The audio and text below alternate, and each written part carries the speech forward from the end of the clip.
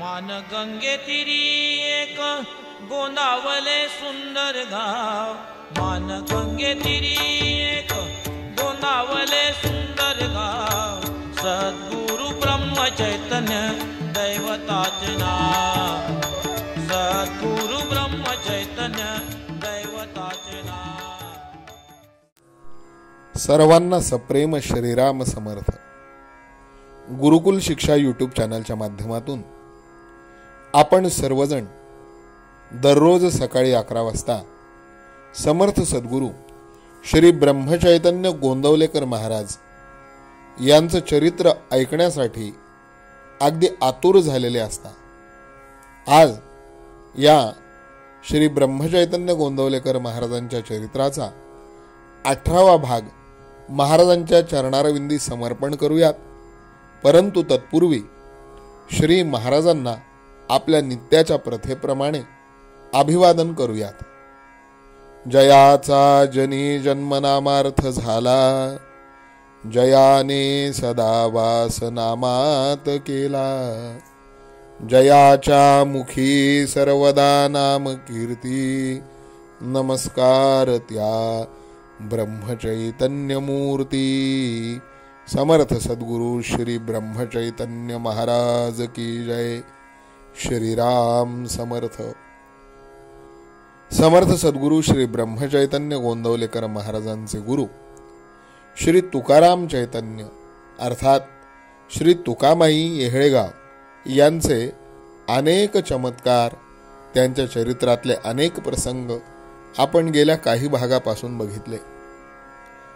श्री तुकामाईंची गुरुपरंपरा आपण जर पाहिली तर ती स्पष्टपणे नाथपंथाची आहे। या पंथाचं उगमस्थान आदिनाथ म्हणजे साक्षात प्रत्यक्ष भगवान शंकरच आहेत। या पंथामधील साधक योग मार्गाला बरेच महत्त्व देतात। इतकंच नव्हे तर मत्स्येंद्रनाथ, गोरक्षनाथ, गहिनीनाथ, निवृत्तीनाथ, संत श्रेष्ठ श्री ज्ञानेश्वर महाराज, सोहिरोबा इत्यादी नाथ परंपरेमधील सत्पुरुष हे जबरदस्त योगी होते। हे सर्व काही प्रसिद्धच आहे।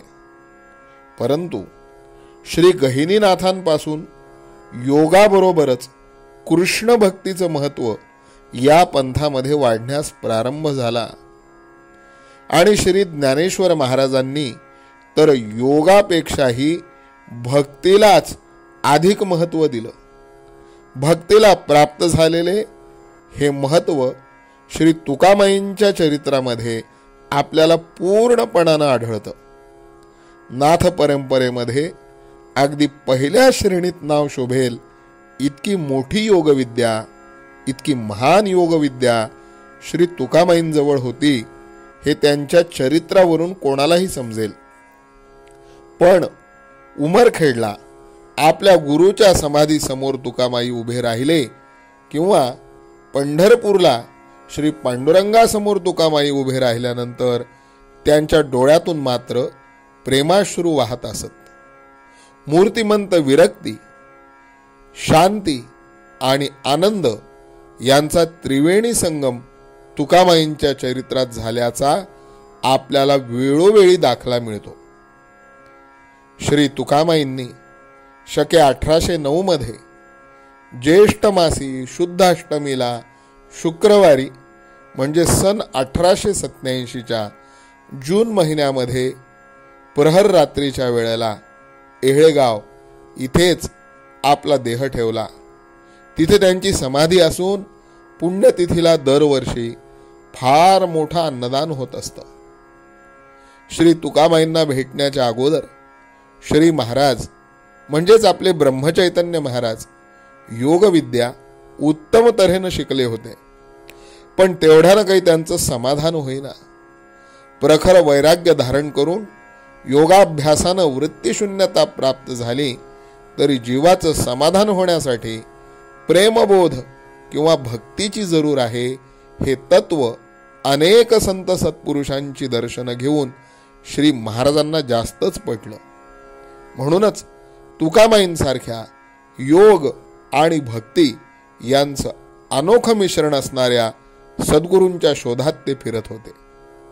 खऱ्या भक्तीमध्ये किंवा भगवंताच्या शुद्ध प्रेमामध्ये पंथ, संप्रदाय, जात, गोत, स्त्री, पुरुष, गरीब, श्रीमंत, विद्वान, अडाणी इत्यादी मानवप्रणित भेद आढळत नाहीत. तिथं खरी उदारता असते. म्हणूनच श्री समर्थांच्या परंपरेमधील श्री रामकृष्णांनी नाथ परंपरेमधील श्री तुकामाईंकडे श्री महाराज यांना जायला सांगितलं. तसंच गिरनार पर्वतावर हिंडत असताना श्री महाराजांना एक मोठा दत्तभक्त भेटला. त्याला साक्षात श्री दत्तात्रेयांचा अनुग्रह असून दत्तांशी त्यांचं संभाषण होत असे. त्यानं श्री महाराजांना दत्तदर्शन करून त्यांना दत्ताची उपासना दिली होती.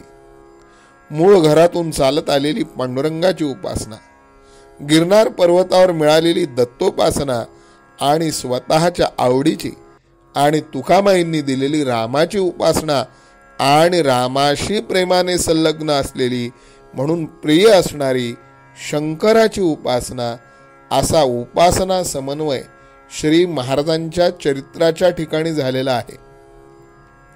येहळगावला राहणाऱ्या श्री तुकाराम चैतन्यांकडे जायचं असं एकदा ठरवल्यावर ते गाव कुठे आहे याची नीट चौकशी करून श्री महाराज ताबडतोब निघाले. त्या काळी म्हणजे सुमारे इसवी सन 1858-59 साली मोगलाईमध्ये आगगाडी नव्हती आणि पायी प्रवास करण्यासाठी चांगले रस्ते पण नव्हते. म्हणून श्री महाराज प्रथम पैठणला गेले. तिथून औरंगाबादवरून जालन्याला जात असता त्यांना एका गावी एक योगी आढळला. हा योगी गावाबाहेर असलेल्या शंकराच्या मंदिरात राहत असून जड वस्तूंना सचेतन करण्याची सिद्धी त्याला प्राप्त झालेली होती. श्री महाराज एक रात्र त्या शिवालयामध्ये वस्तीला राहिले. योग्याचा हा खेळ जेव्हा त्यांच्या दृष्टीला पडला तेव्हा ते त्याला म्हणाले, अरे एवढे श्रम करून दगडाच्या नंदीला तू चालायला लावतोस हे खरं, पण या चमत्काराने तुझ्या पदरात काय पडले ते मला सांग. असल्या प्रकारानं तुझं मन शांतता पावणार नाही. हे सगळं सोडून दे आणि तू नामस्मरण कर. त्या योग्यानं तसं करण्याचं कबूल केलं. पुढे बरीच वर्ष गेल्यानंतर तो योगी पुन्हा तसले चमत्कार करू लागला आणि हे जेव्हा श्री महाराजांच्या कानावर ते आलं तेव्हा श्री महाराजांनी आनंदसागरांना त्यांच्याकडे मुद्दाम पाठवलं आणि सिद्धीच्या उपयोगापासून त्यांना परावृत्त केलं. श्री तुकामाईंची आणि श्री महाराजांची भेट. जालन्याहून श्री महाराज नांदेडला गेले आणि तिथे गोदावरीचं स्नान करून ते येहळगावला पोहोचले. श्री महाराज येण्याच्या अगोदर 3 दिवस तुकामाई सारखे असे ओरडत असत की अरे चोर येणार आणि सगळं लुटून नेणार, सांभाळा रे सांभाळा. त्यांच्या या शब्दांचा अर्थ सामान्य माणसांना कसा कळणार. श्री महाराज येहळगावमध्ये सकाळी 9-10च्या सुमारास आले. तुकामाईंची चौकशी करता लोक म्हणाले, अरे बाळ त्यांचं काय सांगावं, कुठेतरी आढरानात किंवा शेतात किंवा ओढ्याच्या काठी स्वारी बसली असेल. त्यांच्या अंगावर धड वस्त्र नसतं, शरीर चिखलानं माखलेलं असतं, कधी डोक्याला लहान मुलाप्रमाणे टोपडं असतं, कधी कधी हातात बांगड्या भरलेल्या दिसतात. चिलीम मात्र नेहमी जवळ असायचीच. ते लहान मुलांबरोबर किंवा कुत्र्यांबरोबर खेळत असतील. ते बाहेरून वेड्याप्रमाणे वाटतात आणि फार तुसडेप्रमाणे वागून शिव्या देतात. पण ती आनंदमूर्ती आहे. त्यांना भय व दुःख माहिती नाही. तुकामाईंचे हे वर्णन ऐकून श्री महाराजांच्या डोळ्यांना प्रेमानं पाणी येऊ लागलं आणि त्यांना शोधून काढण्याचा निश्चय करून श्री महाराज ओढ्याच्या बाजूला गेले. 14-15 वर्ष वयाचा हा मुलगा श्री तुकामाईंना शोधायला आलेला पाहून लोकांनाही मोठं कौतुक वाटलं बरं का. सकाळपासून संध्याकाळपर्यंत श्री महाराजांनी तुकामाईंचा शोध घेतला, पण त्यांचा काही पत्ता लागेना. म्हणून ते गावात परत आले आणि तुकामाईंच्या घराच्या बाजूला भिंतीला टेकून बसले. त्यांना परत येऊन 15-20 मिनिटं झाली असतील किंवा नसतील, इतक्यात तुकामाईंची स्वारी आरडाओरडा करीत घरी परत आली. कमरेला लंगोटी, डोक्याला टोपडं, एका हातात चिलीम आणि दुसऱ्या हातात ऊसाचं दांडकं घेतलेले अशी ती मूर्ती पाहिल्याबरोबर श्री महाराज उभे राहिले. त्यांच्या वृत्ती इतक्या उचंबळून आल्या की त्यांना पुढे पाऊल टाकवेना. एक लहान मुलगा सकाळपासून तुम्हाला शोधतो आहे असे तुकामाईंना कुणी सांगितल्याबरोबर कुठे आहे तो असं म्हणून ते तसेच बाहेर आले. तो पुढेच श्री महाराज हात जोडून उभे दिसले.